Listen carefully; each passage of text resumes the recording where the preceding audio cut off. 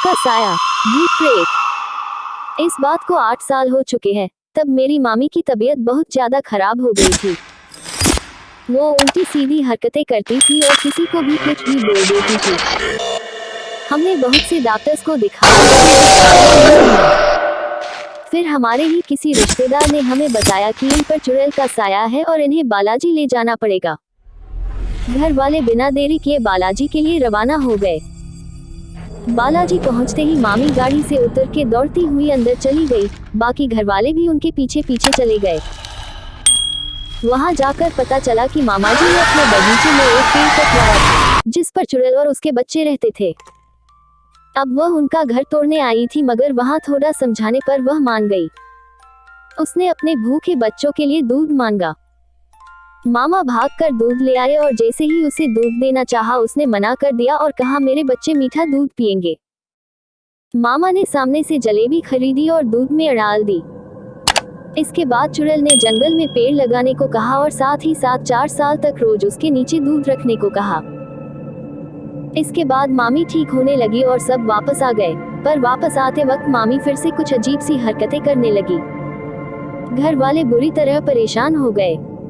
पूछने पर पता चला कि अब ये किसी और भूत का साया है।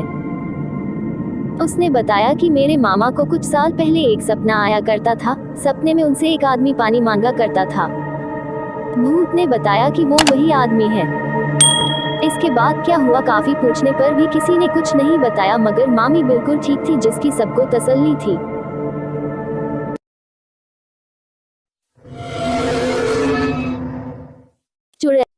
चुड़ैल, भूत प्रेत। मेरा नाम अमित है। मैं आप सबको एक आंखों देखा किस्सा सुनाने जा रहा हूँ। बात 4-5 साल पुरानी है। उस समय हम करावल नगर दिल्ली में रहते थे। कुछ दिनों से हमारे मोहल्ले में एक चुड़ैल के घूमने की अफवाह फैली हुई थी।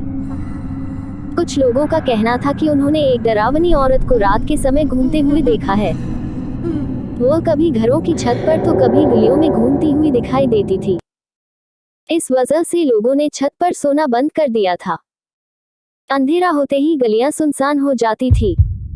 एक दिन मोहल्ले के लोगों ने मिलकर रात भर पहरा भी दिया मगर कोई नहीं आया। मुझे इस बात पर बिल्कुल विश्वास नहीं था। जो भी चुड़ैल की बातें करता था मैं उसका मजाक उड़ाता था। मेरा मानना था कि यह लोगों का वहम है या तो कोई इंसान लोगों को डरा रहा है। एक रात घर की लाइट गई हुई थी।